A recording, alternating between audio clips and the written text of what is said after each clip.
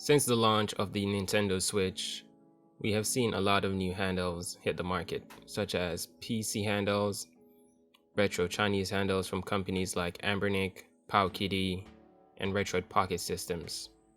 Now, all of these devices are pretty great in my opinion, and for their own right and for what they are. The PC handhelds are very interesting. Recently, we've seen the Steam Deck being announced by Valve, and I think that is a pretty awesome product. We've also seen the Switch OLED model being announced, and I think that is a pretty great device as well for what it is and for the asking price. Now, PC gaming on the go is pretty awesome, but I think it's a bit expensive. So for persons who are on the lower end of the spectrum, we're looking at a device that is a bit cheaper, would probably be more interested in this next product. Now today we're going to be talking about the new AYN Odin Handheld, and this device has piqued my interest and I love what I'm seeing here. Now the base model of this device is supposed to launch at $199 on Indegogo, and we believe that this device will be launching in September of 2021. Also, this device sports a 6-inch IPS 1080p display, which is pretty great for mobile gaming. It's rumored to be rocking a Snapdragon 855 Plus SoC with 4 to 8 gigabytes of RAM.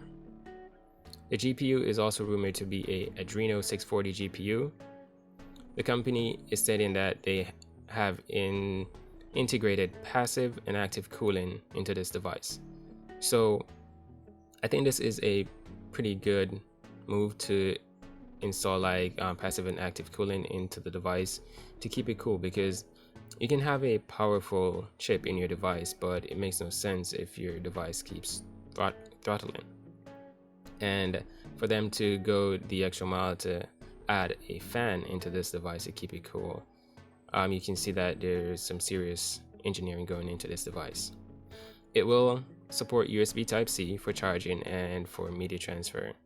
There'll also be an HDMI output on the top and a TF card or micro SD card slot as well.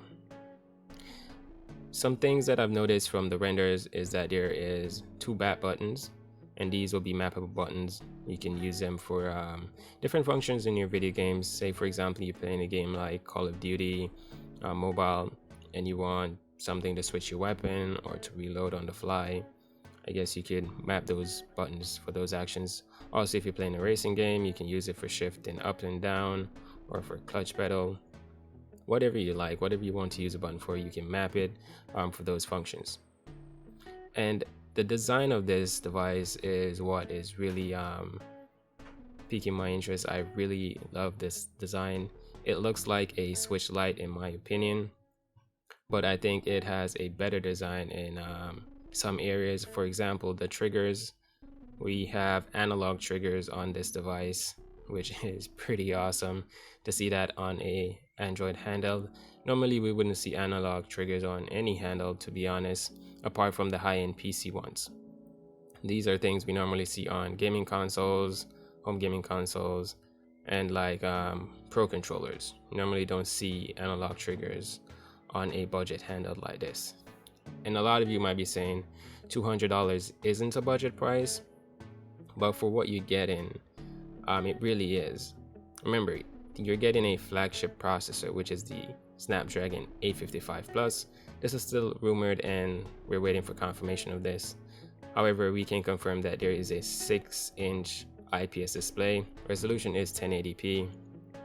The base model of this device should be coming with 4 gigabytes of RAM, and the high-end model should be coming with 8 gigabytes of RAM. Also, this device is rumored to be running on Android 10, and that is pretty awesome. That means you will have a lot of games that will get supported on this device. You also have access to a lot of the newest and best emulators to run your retro games, and that is something that I'm very excited about. This device will be powerful enough to run everything up to GameCube, and I'm very excited about that. Taking your GameCube games on the go, playing Mario Sunshine while you're on the bus, or you're on the beach and you decide to take this device with you, and you want to play Call of Duty, or you want to go back and play Legends of Zelda, whatever your game may be. The fact that you'll be able to emulate so many devices is pretty awesome, and you just have it in this sleek looking device. I also love the rounded corners on this device, and it seems like it has a pretty awesome ergonomic design. It seems like it will sit well in your hand. Doesn't seem like it's going to be a heavy device. Probably it'll be around 300 grams. I'm just giving an estimate based on like images here. The buttons look pretty nice, soft and like mushy, and I think these will last pretty long for when like you're playing your fighting games, your Street Fighters and so on and forth. The analog sticks look pretty awesome as well. They look kind of like the analog sticks that are on the Nintendo Switch, and the D-pad looks to be of fair size, and it seems to be a great D-pad. However, we'll have to wait until we actually get this device in our hands to check it out and see what the build quality is like.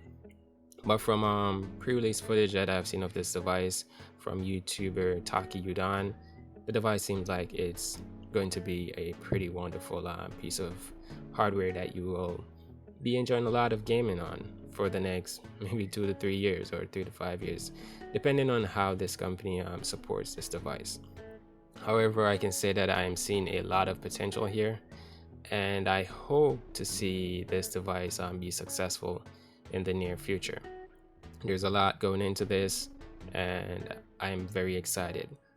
A few other things that I've noticed about this device is that it will come with dual stereo speakers on the back, which is pretty good, so you're going to get great sound for your games. Dual analog sticks as well, and there seems to be this light blue strip around it. I don't know if it's a LED or if it's just a accent color with this blue strip around the analog, inside of the analog sticks and out on the outer corners of the edge of the device on where you'd grip it. It seems right now it's just a strip of paint. I don't think it's an LED strip because I think that would affect battery life. And with portables, I think battery life is one of the most important features, because you're going to be playing your games on the go, so you want a device that will last long. I am expecting this device to have anywhere from a 5,000 to 6,000 milliamp hours battery, and this will be sufficient enough to get you about 8 hours of gaming on a daily basis.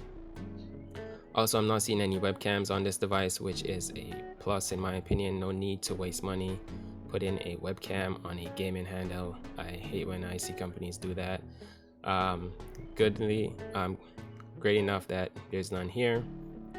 There are some exhaust vents, one on the back of the device, one at the top. And overall, I just say this looks like a very sleek device. And personally, I would just love to have this device in my hand to test it out and give you guys my hands-on opinion.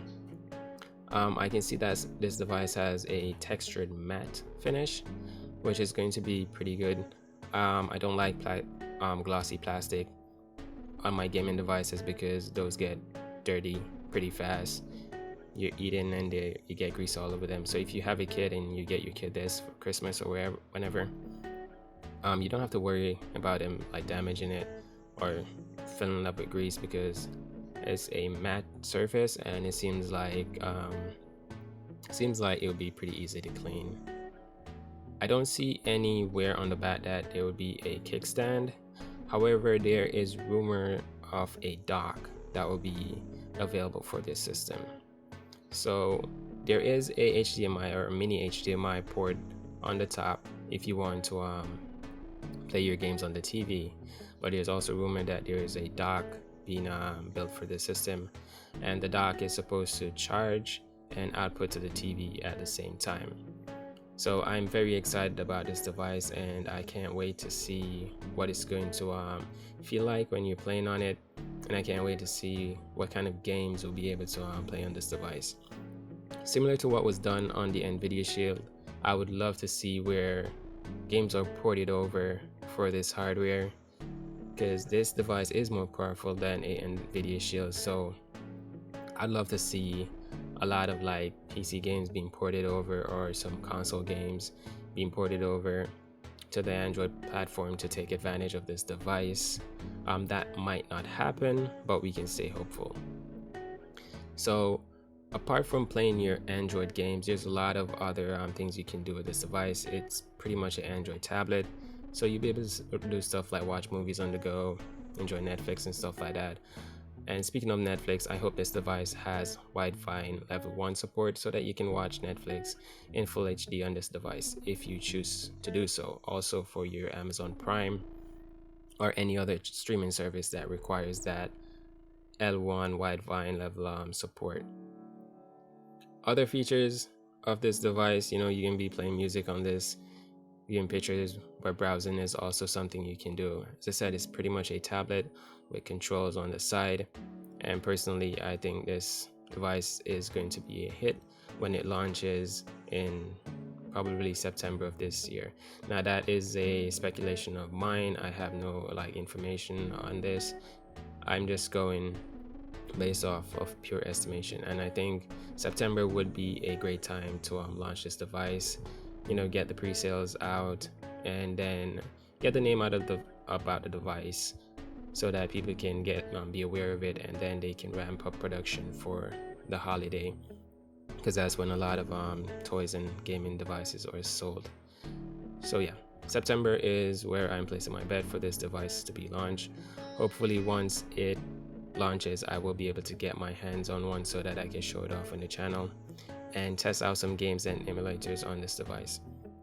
Just going to run over a few things now. Some type of games that you'll be able to play on this device are Android games, emulation. You'll also be able to stream games from Microsoft xCloud if you have that. You can also stream games from Stadia and GeForce Now. If you have a PC, you can also stream your games using Steam Link, or you can also stream your games from your PlayStation 4 or PlayStation 5 using the PlayStation Remote Play app. So there's a lot of potential here for gaming. There's just a lot you can do with this device. The possibilities are pretty much endless, so I can't wait to see what will happen. I'm also looking forward to a great homebrew community for this device. I'd love to see what kind of tools get developed to unlock more features for this device so that we can play a lot more games on this.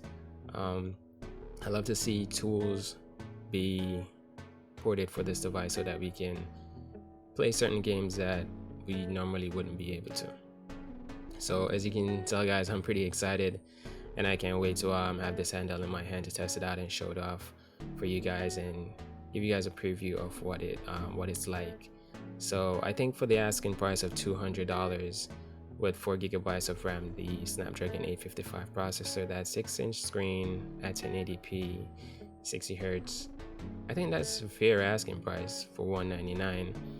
We're expecting the AYN model to be for $249. Rumor has it that it will be having a 90 Hz display with a Snapdragon 855 Plus processor as well, 8 GB of RAM, and it's rumored that you'll be able to overclock the CPU on this device. So there's a lot of potential here, so I can't wait to see what it's going to be like to game on this device. It just gave me vibes of a reincarnation of a PS Vita, if I may say so myself. But that just about does it for the video, guys. I'm just gonna leave it there. I think I've rambled on long enough.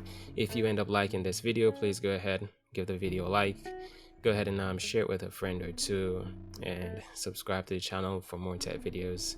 Until then, I'll see you in the next one. Peace.